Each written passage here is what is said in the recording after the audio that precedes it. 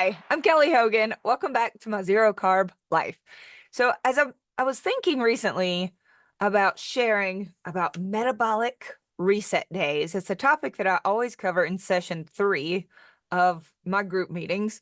But frankly, I'm a little tired of saying some of this over and over in the group. So I thought, that's it. I'm going to make a video about it. I'll just share it with all of you because I have way more things that I want to talk about in my groups. And like I said, I've said it too much. So I'm going to say it here. Metabolic reset days are ways that you sort of shake things up to help break a stall. I'm going to tell you today the ones that I have found to be the most effective, the ones that seem to be the least effective, the ones that I would use for fixing glucose issues versus gut issues versus just a weight stall. I'll get into all of that, but I want to preface it by saying something that I think is even more important.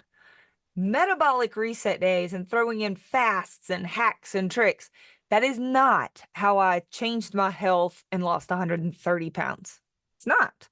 I've done many of them along the way, and at times I've seen them be helpful. I've seen many group members have successes with these things, or else I wouldn't be talking about it. And I'll tell you some of their stories today, the ones that have worked the best for these different people. But what is going to work the best in the long run are the tried and true proven things that I think we all have known in our souls for a long time. Keeping out sugar and highly processed foods from our diet. Hands down, going to be the best, most important diet change that you can make. Most important health change. Keep out the junk and the sugar, the starchy, carby, processed foody garbage. Replace all of it with the whole food with the absolute most nutrition that is jam-packed with every single thing that we need in our diets. It's meat. That's right. It's meat. And eggs and dairy if you tolerate it well. Animal products, they do have everything we need and nothing that we don't. If every single person in America or the world did that, just that, can you imagine how much better things would be? Another truth that I think we've all known that if we were to just focus on it consistently is intentionally moving our bodies throughout the day, just being active and less sedentary. Super helpful. Getting at least 7 hours of sleep at night, it's going to give us more energy the next day. It's going to allow us to make better choices. It allows our prefrontal cortex, the decision-making part of our brain, to function better, stronger. And being sleep deprived is never going to help a person to heal better or get better results. Study after study, sleep is important. So we're keeping out all the junk. We're replacing it with all the nutritious goodness. And we're getting sleep. We're trying to deal with stress, send some safety signals to our body, which I've talked about here on this channel some, whether that means going outside, sitting in the sun, closing your eyes, having a gratitude practice, spending time in quiet prayer, journaling, talking things out, sitting on the ground, blocking blue light when the sun is not in the sky. So between our food, movement, stress management, and sleep. That is the foundation of changing a person's health. If we could simply focus on those 5 things, yes, it'll help lower your insulin. It'll probably also improve your blood pressure. It'll help with your weight management, your glucose management. It's kind of the key to everything. So the answer is not always, we need more hacks. We need more hacks. It's, we need more consistency in those things. Consistency. Now, if you're watching this video and you've got your diet in check, you are carnivore, consistent, you got this. You have been focusing on your sleep, you're getting good rest, you're moving your body, you're working every single muscle that you wish to keep. If you don't work a muscle, you will lose a muscle. Truly, our body keeps the ones that we work. So push-ups and squats, moving furniture, lifting heavy things, whatever it is you're doing, the muscles that you stimulate, that you use, that you progressively keep overloading, your body will keep, and it will even build. It will tear them down, build them back stronger because we need them. The muscles we do not use will atrophy and go away. Sorry, that was quite a little side tangent. But if we are consistent when it comes to our diet, and we're consistent when it comes to movement, and we're getting sleep and dealing with stress, at that point, there are some little fun, hacky, metabolic reset day kinds of things that we can do to just help shake things up to break a stall. And I don't say this because I'm guessing.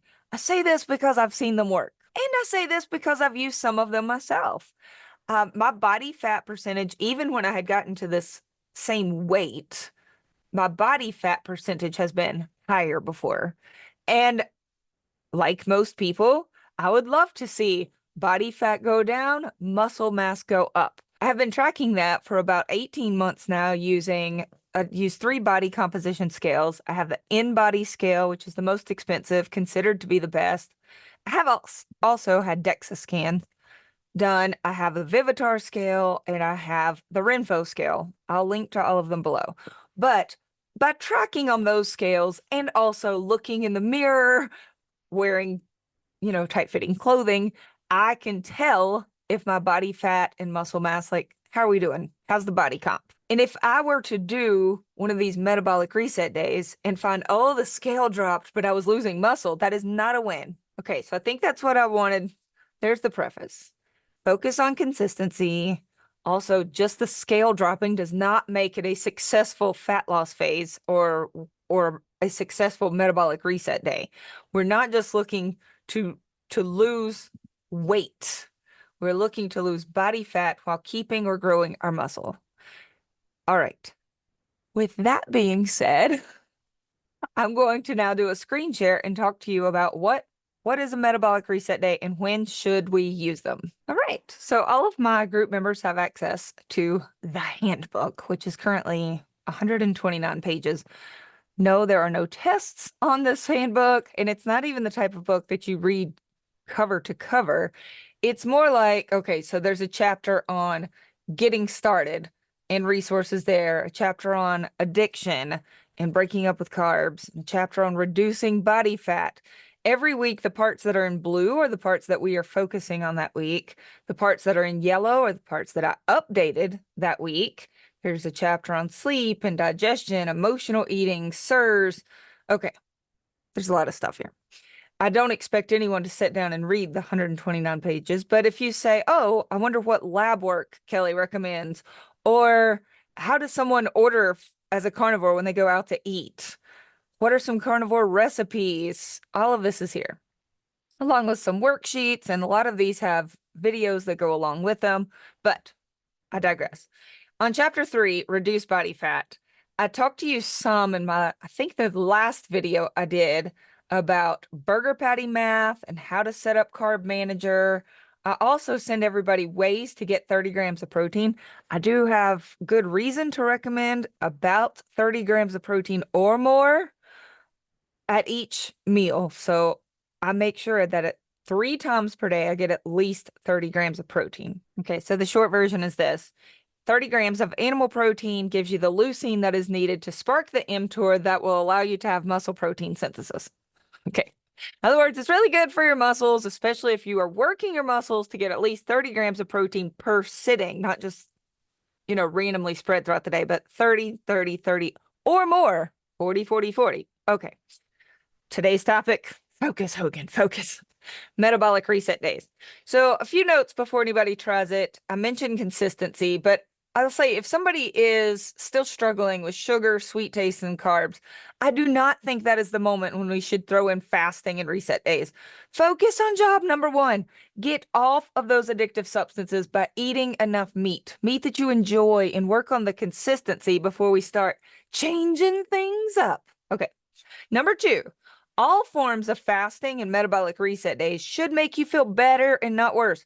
So if you try fasting of any kind, whether it's a sardine fast, a water fast, any reset day, and you suddenly feel like curling up in a ball, you feel worse physically or mentally, emotionally, whatever it is, or it sends you back into like some binge cycle, this is not your answer at this time.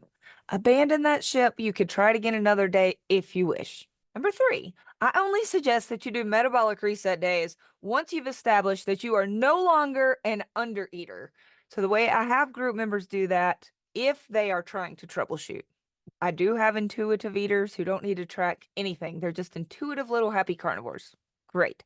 But if we're troubleshooting, I want them to first establish, what am I currently doing? Get a baseline of what are you doing right now?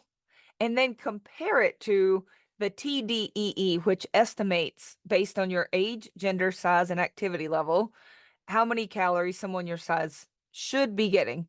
And if they're not anywhere close to at least the minimum that recommends, then they're considered an undereater. And I want them to very slowly start bringing their calories up to help fix that slowed metabolism.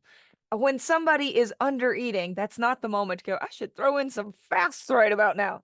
No, we need to work on the under eating problem first. Okay, number 4, I only suggest that people do some of these days. Most of them would only be once or twice a week. I'll tell you, there are a few exceptions that I find with people doing as often as they wish, but most of these would only be once or twice a week. All of the other 5 to 6 days of the week, I ask my group members to try to stay in line with the TDEE if they are tracking. So make sure you are eating enough on your 5 to 6 days of the week. And then if you want to throw in some weirdo days once or twice a week, fine with it. It's good because most every day your body is getting what it needs. Number 5, I tell people that they don't need to necessarily track their calories or try to hit their 60 to 80% calories from fat. I think in the last video I told y'all that on Carb Manager, when you click on the pie chart, it'll show you your fat to protein ratios. If you haven't seen that video, this will make a lot more sense afterwards. But if you try to keep your fat between 60 and 80%, then I'm thrilled with that. And you're getting in enough overall fuel, energy, calories, food, whatever you want to call it. If you are doing that 5 to 6 days of the week, and then you decide to try one of these metabolic reset days once or twice per week, I'm okay with you not hitting your caloric goals. I'll be honest, if you're doing a water fast, it's going to be real hard to hit your caloric goals. If you're doing a water fast, it's going to be real hard to keep your fat between 60 and 80%. Think about it. So I would say you can mostly just take the day off from tracking. Just make sure to make a note of it. If you're tracking your results in a journal or piece of paper or a sheet like this is the one that my group members use, when they write down what they ate for the day, like their fat to protein ratio and their calories for the day, just make a note. Fat fasting day or sardine day, whatever it is that you are doing, just make a note of it, but you don't need to necessarily note how many calories it was because you probably won't know. Now that I've told you sort of my 5 guidelines on how to use a reset day, let's find out what are you even talking about, Kelly Hogan? All right, first is water fasting. I think most of you understand that water fasting means you basically have no calories for the day. I am not a water faster because it breaks my rule number 2, which is it should make you feel good. If I miss a meal, I do not feel good. I don't get the euphoria that some people report from not eating. I don't even understand, what does that, you stopped eating and you got more energy and you were happier and you felt euphoric? Yes, that's a very good sign that it's good for you. That does not happen to me. And I know that there are spiritual reasons that people fast. It's biblical. And I'm all for that. If God is calling you to fast, fantastic. I'm sure he will help you through it. But that has not been part of my carnivore journey or my weight loss whatsoever. I've done no purposeful water fasting, no extended fasting. For a long time, I did only eat twice per day. So I guess that was some intermittent fasting. That's it. And I wasn't hungry. I just didn't want breakfast back then. Now I eat 3 times every day. As far as if you want to do water fasting, you could test it. You could start off with, say, a 12-hour fast. See how you feel. Some people legitimately say, wow, it feels so good to give my gut a break from digestion. And I feel so mentally clear. I feel this buzzy headed euphoria. I get so much done. And when that is the case, I think that's a good sign. Those people do tend to lose some weight. It doesn't tend to come right back. The people who are nail biting through a fast, who are hating it, they don't feel good. They tend to either lose nothing or they lose a little bit and gain it right back. It is a sign that your body is not ready for this. So I do not actually have very many group members who do water fasting. I do, however, have a lot of group members who do fat fasting. So fat fasting and water fasting both can be really good if someone is already doing carnivore, but their glucose is staying well above 100. They just can't get their fasting glucose to come down, whether they've got old glycogen stores they can't get rid of, or whatever's happening. It's like it's stuck at 120. It's not very common to see that happen. Most of the time, when people cut out the carbs, their glucose, their A1C, it just comes right down beautifully to the 80s is pretty common. But if you are still at 120, 130, then an occasional water fast or fat fast, I've seen it work many, many times for many, many people. So what is a fat fast? Basically, you eat nothing but fat. So a water fast, you have nothing but water. A fat fast, you have nothing but fat. Most people who do it, we try to keep our protein at 20 grams or below for the course of the fat fast, which is normally 1 day. Most people at the end of about 24 hours, they are ready for some protein. So they return to just regular carnivore eating. Now, because I got an in-body scale a year and a half ago, I was emboldened enough to push my limits with fat fasting. I wanted to see what if I did a lot of fat fasting? How would my muscle mass, how would that go? Could I keep muscle even though I was eating very low protein?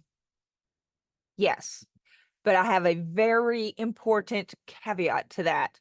I was weight training pretty heavy. I was going to CrossFit 2 days per week. While I was doing this experiment, it was a 12-week personal experiment in which every other day for 12 straight weeks, I ate 20 grams of protein or less.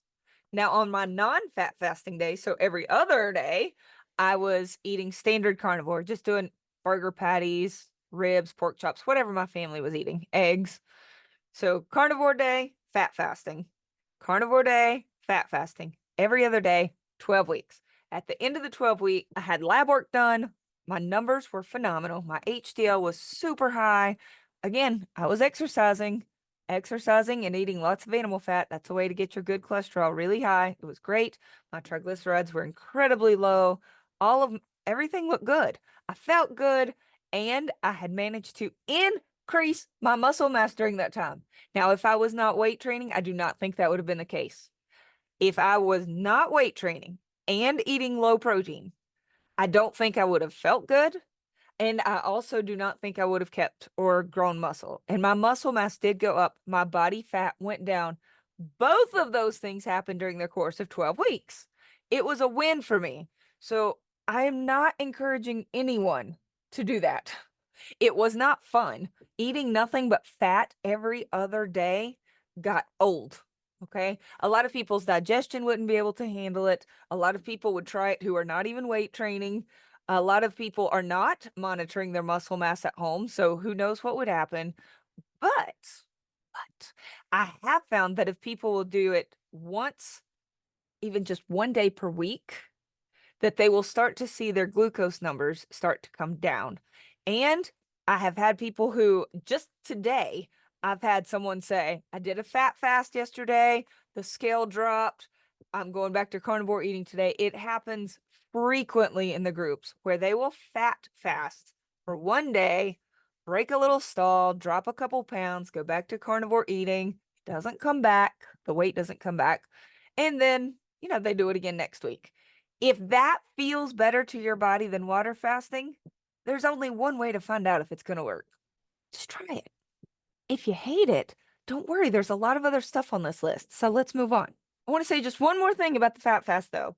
It can be a way to really quickly force your body to learn how to utilize fat. So become fat adapted quicker if your digestion can handle it. And some people's it can't. This is not the answer for everybody, but it's the answer for enough people that I'm putting it in this video. All right, sardine fast. I've already done a video with Dr. Annette Bosworth about sardines. She says to do it for 3 days, unlimited sardines. If you are buying fish, that are packed in water. If you're buying sardines in water, you need to add 2 tablespoons of fat for every can of fish. If you're buying them packed in oil and you eat the oil, then you already have your 2 tablespoons of fat. I have found that some people feel their absolute best on a sardine fast. If you try it, you don't feel great, again, move on. We've got options. For instance, the bone broth fast. Dr. Ben Bickman told me that he really enjoys a bone broth fast occasionally. It gives his gut a break. It allows him to think about something other than food. It doesn't keep him hungry. He says he's a terrible water faster also, but he's really good at bone broth fasting. So he will drink, typically for him, 3 large glasses of bone broth. So at your meal times, a large glass of bone broth, he puts in a tablespoon or 2 of butter. It keeps him from feeling like, gnawing his own arm off. And he says that he gets some of the same exact benefits that he used to get from a water fast. I have some group members this month who are doing bone broth fasts together every Tuesday, and they kind of report in with each other. How's it going? They have broken some weight loss, like where they thought their set point was they were not losing. They're very consistent carnivores, but they just had hit a wall, and this has helped them break through it. They said that the next day, the pounds don't just come right back, that if they lose 3 pounds, it might bounce back 1 and then stays until the next week when they do it again and they drop again. They're loving this. They said it feels very easy for them. But again, they are not under eating on the days when they do eat. They're eating enough. Okay, let's talk about lean days. I'm gonna come look at you a little closer for this one. So if you know anything about Craig and Maria Emmerich, then you know they are lovely people, and they also talk a lot about how if you aren't losing fat, you need to eat less fat, right? Which is not what we frequently hear in this space. Many of us ate a lot of fat while we were losing fat. And I grew up in like the low fat 80s where we had like fear of dietary fat, but they replaced everything with sugar. The Emmerichs certainly are not saying replace everything with sugar. It's mostly eat lots of protein. Lots of protein. And I'm not saying that they're fatophobic. I'm just saying that if you know them at all, then you hear them talk about eating more protein. They make some good points. I'm not even here to say that they're wrong. In fact, I'm here to say that I have played around with some lean days through the years. A few years ago, my friend Karen and I did a whole lot of lean days sprinkled in, usually just 2 or 3 per week. She and I had some good results with that. In my right before starting full-blown carnivore days, in my almost carnivore days, I did too many lean days though, and I actually ended up with protein poisoning. Protein poisoning is when you do not get enough fat. My period had stopped. I got really dark under my eyes. My skin was dry. I was very constipated. 0 out of 5 stars for that. I was insatiably hungry. I started to get mental anxiety and self-doubt was coming back. I've never really had depression, but just sort of a glum came back over me. I didn't feel as good. That was it. I didn't feel as good until I added back some fat. And I hear this one a lot. If people try to go too low fat, usually below 60% of their calories from fat, 60 is about as low as I like to see people go, they start to feel pretty awful. I've seen it time and time again, and I've lived it. So why would I include lean days as part of a metabolic reset day? Because I do think most people can handle it once or twice a week. I really do. I can, and most people I talk to can as well. I wouldn't even do 2 days back to back. I have seen people get in trouble, and this is how it usually happens. They decide, I'm going to do a lean day. So they eat nothing but very like red, completely red steaks with no fat on them. Talking tenderloins or pork tenderloins. They're eating a lot of chicken breast, skinless, boneless stuff. They might be eating a lot of egg life wraps, which I enjoy, but they're pure protein. They're eating some real like fat-free deli meats. And then the scale drops, right? They're happy. So they do it again. This is how I got in trouble many years ago. Scale dropped, so I did it again. Scale dropped, so I did it again. And people get pretty hooked on that. I have actually known 2 people to end up in the ER doing it, though. They were impacted, could not go to the bathroom, had to go get professional help through enemas. Y'all, listen to me.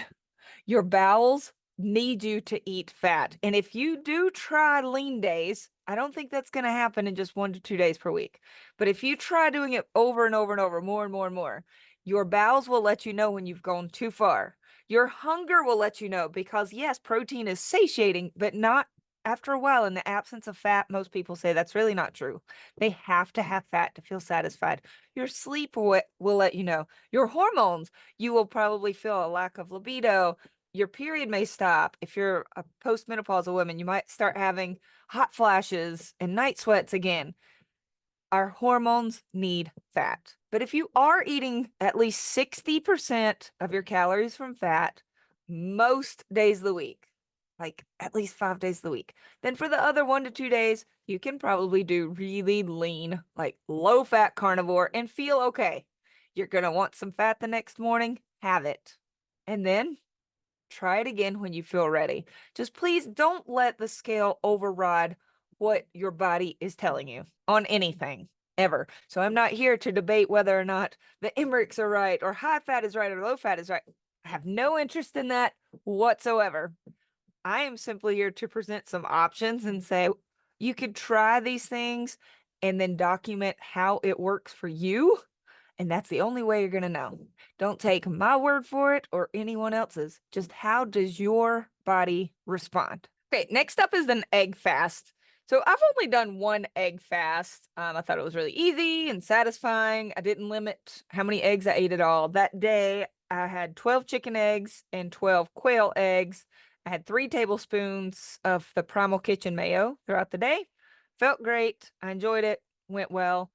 If a person ate 2 dozen eggs, so that's 24 large chicken eggs, they would get about 1,860 calories.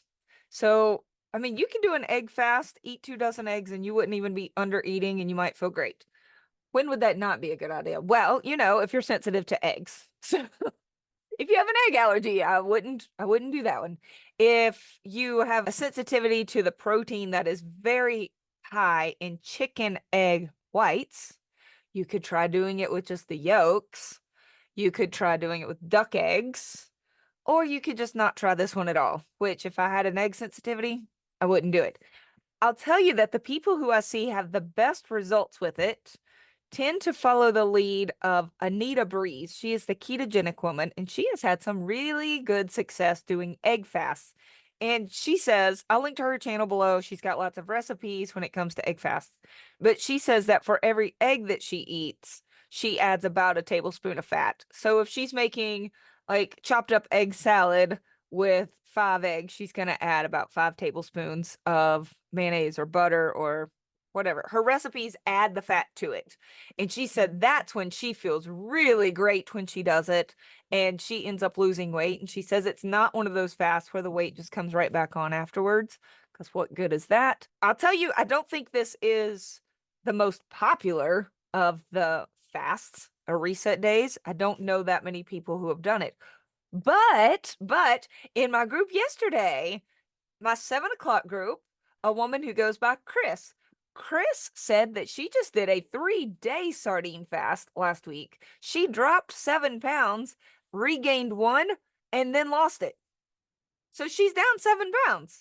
She said it was actually very easy because she likes eggs. There you go. Okay, let's talk about OMAD, 1 meal a day, where you eat all of your calories in 1 meal. I do not recommend that for most women. If, let's say, your energy needs are 1,600 calories, it is very hard for most women to eat 1,600 calories in one sitting. If you can do it and it feels good to your body and you get great results, carry on. Don't let me get in your way. But most women just can't. They'll end up eating, 800 calories, think it's a huge meal, say, I'm not hungry till tomorrow at the same time. Well, that was 800 calories for your whole day. That's very little food. If it works, it works. What ends up typically happening is they're under eating. So then little things start creeping up, like they're having more hair fall. They're not getting good sleep at night. The weight stalls out. Yep, because you should be eating way more than 800 calories as a grown woman. But if you typically are getting in all of your calories, you're eating enough, you're not an undereater, but you want to once a week throw in an OMAD day, go ahead. Or let's say you're like me and you eat three times every day, but you occasionally throw in a day where you just change things up. So you eat twice a day. You skip dinner one night. I have no problem with that. In fact, you may even find out, oh, if you're checking your glucose might be lower the next morning and your scale might drop. That doesn't mean you need to do it every single day, but once or twice a week, sure. Okay, the next one is my favorite, standard carnivore, but with high calories. You would still eat only animal products. If you're carnivore, I don't use this as a day to go, okay, one day a week, we're just gonna carb up. I never do that. For most of us, that would turn into not just 2 days a week, but, a 2-month carb binge. There's a reason many of us abstain instead of moderate. If I could have moderated my carbs, I would have probably just done that from the time I was a kid. I couldn't. But if you take one day off of being in a calorie deficit, so this would really only apply if you are trying to stick to your TDEE and eat in a slight calorie deficit, but then you're doing that 5 days of the week or 6 days of the week. So once a week, you say, oh, today I'm just going to eat at my maintenance calories or above. I'm just going to eat as much meat as I want and enjoy it. So that would be a great thing to do. Let's say you've been tracking all week, but on Saturday, your family is going to go out to the steakhouse. So you order a huge steak and you don't even care. It was probably way more calories. You left feeling stuffed. And it's actually a good thing to mentally give yourself a break from being in a deficit, to mentally give yourself a break from tracking for that day, and to give your metabolism a chance to go, whoa, wow, that was more food. And it kind of keeps things a little revved. If you were to do that every single day, you may find that it does not work as well. But if you are staying in your slight and sustainable deficit, and then you go out for a big steak dinner once a week, or go out for brisket once a week, and you don't weigh it, you don't track it, you just eat until you're good and stuffed, I think it can actually be a great thing. Let's just call it a metabolic reset day and go back to your normal, regularly scheduled programming tomorrow. All right. And the last one that's here in the handbook, I'm sure I could have come up with 100 more, but these are the ones that I focus on, is the lion diet, where you eat only ruminant animals. In the United States, that's basically beef and lamb, unless you live with a hunter or you are a hunter, as well as salt. So no cheese, no eggs, no additional seasonings, no coffee, no joy, no laughter, no fun. Kidding, kind of. You could do lion diet every day. Just ask, Jordan and Michaela Peterson. They've been doing that every day for years. They're in excellent health.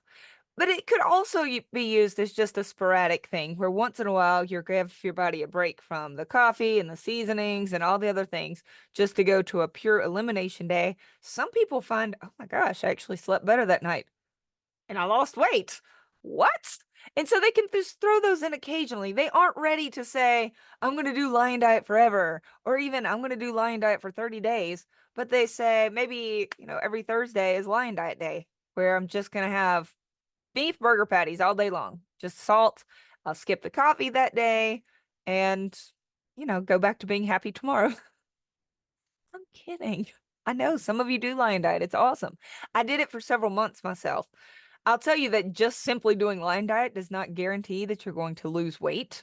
I think some people say I'm going to do lion diet unlimited, and they feel like because they've limited their food choices that they're suddenly just going to drop weight because it's lion diet. I have not personally found that to be true. I'm sorry. In fact, I actually managed to gain weight while doing the lion diet, but I was eating a lot, way more. So normally now I eat about 2,400 calories per day. At that point, I estimate I was eating closer to 3,000 calories per day.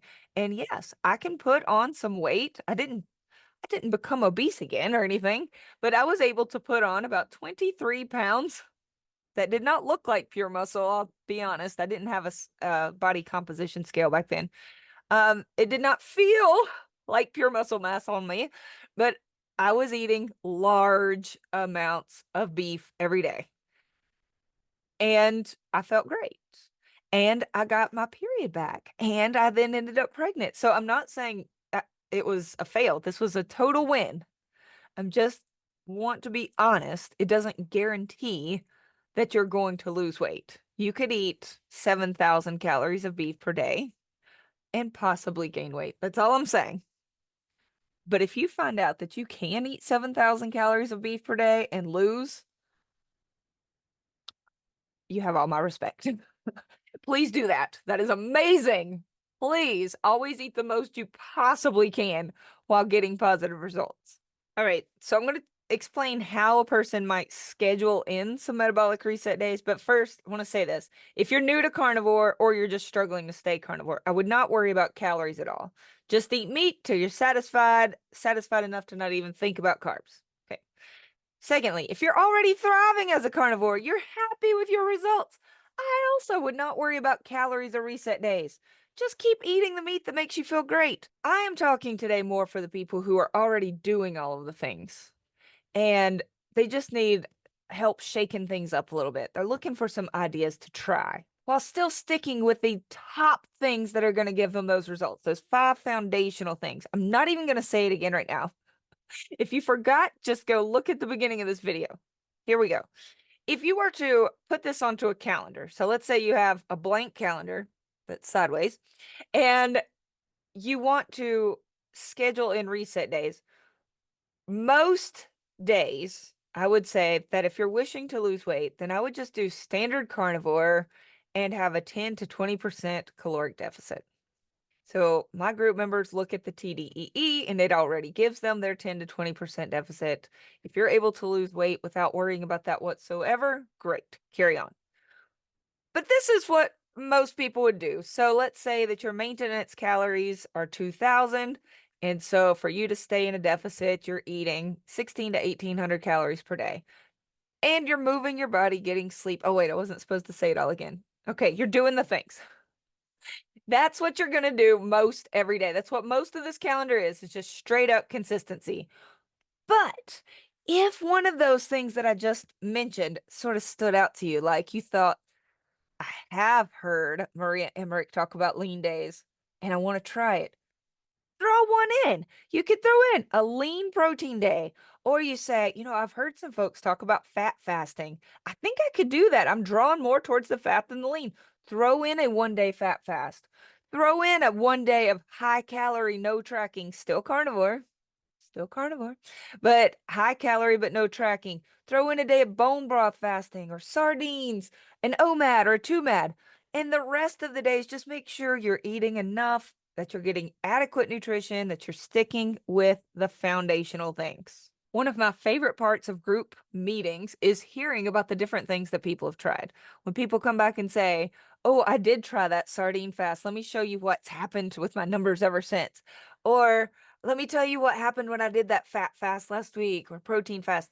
And it's not all complete sunshine and roses. Sometimes like that didn't go well, but here's what I'm going to try next. And just talking it out as a group, I think it's really fun.